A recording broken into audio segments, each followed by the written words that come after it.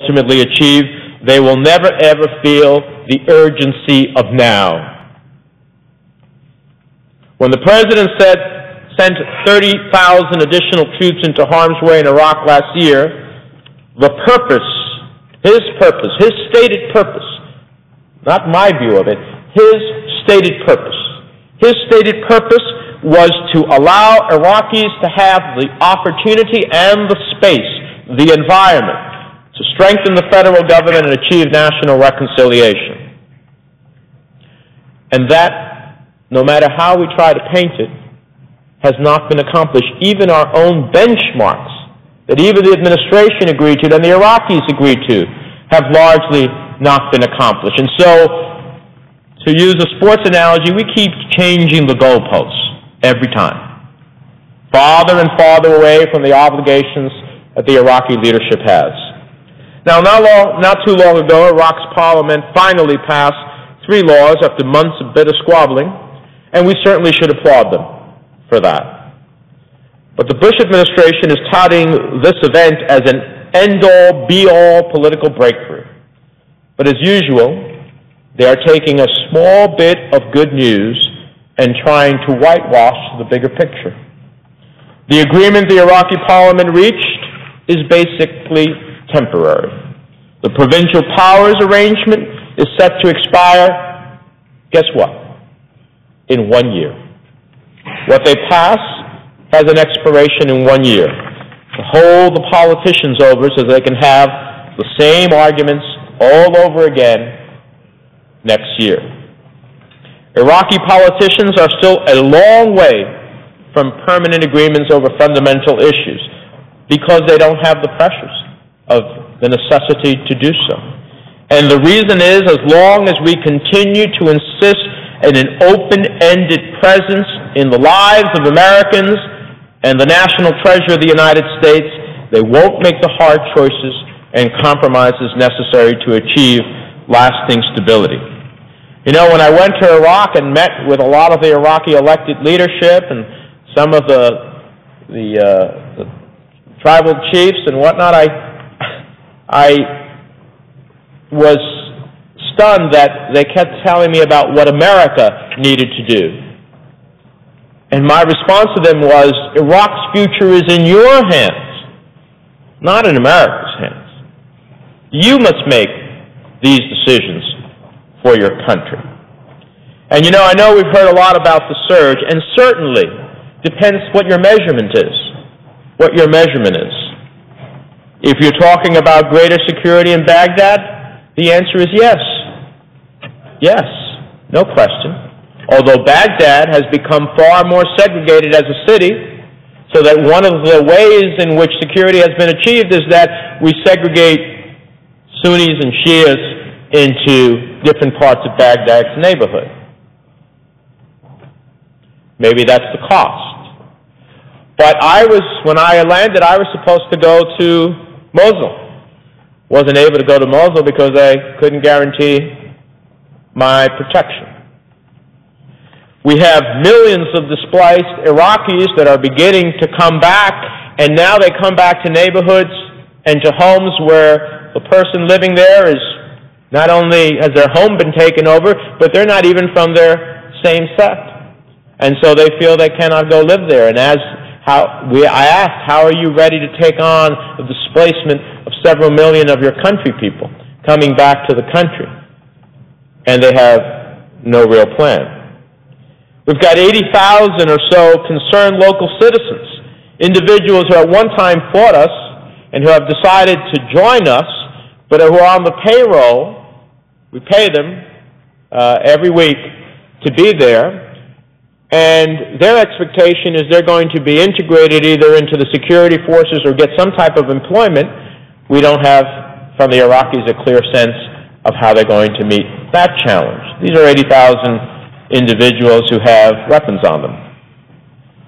So when we hear about the surge, let's not forget what President Bush said was the purpose. It was to create the space and environment necessary for the opportunity for Iraqi leadership to make the hard choices, compromises, negotiations, to pass the benchmarks that we had passed and that the Iraqis agreed to, and that has failed. and that has failed. And about security, yeah, we've created greater security in Baghdad. We've also created greater segregation in Baghdad, and we've pushed the challenges elsewhere in the country. Madam President, at Combat Post X-Ray outside of Baghdad, I met with troops from New Jersey serving in the Air Force. An IED had just killed one of their colleagues and wounded several others.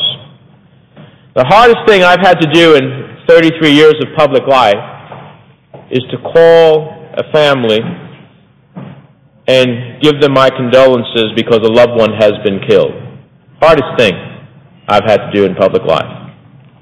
It's hard enough for a parent or a wife or a husband or a mother or father to hear that when they believe their family member was fighting for freedom and for our security. It's incomprehensible when that death was about Iraqi politicians fighting for resources and power. When General Petraeus was here last year, came before the Senate Foreign Relations Committee, he said in his testimony that what we have in Iraq going on is a fight over power and resources. I don't think that Americans believe that sending their sons and daughters into harm's way so that Iraqis can fight over power and resources is a mission worthy of their sacrifice. There is no military solution in Iraq. Everyone, including General Petraeus, has admitted that. The only way to pressure Iraqi politicians into making the choices necessary to move their country forward is to stop signing blank checks and to set a timetable to transition our troops back home. And that's, in essence, what my colleague, Senator Feingold, does. He creates a transition effective 120 days after this law is passed and signed by the President that but that still permits us to meet critical missions, to conduct targeted operations against members of Al-Qaeda, the real threat to the United States and affiliated international terrorist organizations, to provide the security for our own personnel and the infrastructure of the United States government, to provide training to members of the Iraqi security forces who have not been involved in sectarian violence or in attacks upon the United States armed forces, so that we can ensure that they can ultimately be able to stand up for their own country as our major focus, and to provide training equipment or other material to members of the United States armed forces to ensure, maintain, or improve their safety and security while redeploying members of the United States armed forces.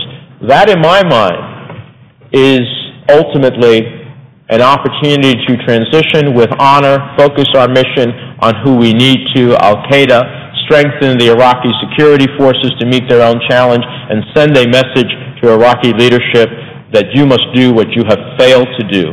The opportunity has been given to you. We cannot continue an open check in terms of national treasure or a continuing loss of American lives. Now, finally, Madam President, I felt truly blessed to step onto American soil after flying back from Iraq. Too many American men and women over there do not have the option right now of taking that return flight. And too many Americans have not returned, and others may not as well. I've seen firsthand how bravely our troops have served. But let's be clear about that service. American troops cannot be waiting for Iraqis forever to make the choices necessary to achieve success in their country. They cannot be asked to serve up a functional society on a platter. They cannot be expected to be the only ones serving up a functional electric grid, sewer systems, or revenue-sharing agreements about oil. They cannot, as the former chief of staff said, we need the Iraqis to love their children more than they hate their neighbors. That is a powerful truism, but that does not come at the point of a gun. If Iraqi politicians think they can sit back and keep looking at the menu of options and squabble over the choices, no matter what, Americans will keep delivering everything they order. They will keep picking up the tab. They'll never feel the pressing urgency to build a functional country for themselves. It's time for that type of service to end. And it's time for every American soldier to have the most wonderful privilege we as senators have had who have visited Iraq, the privilege of booking a return home ticket. Madam President, with that, I yield the floor.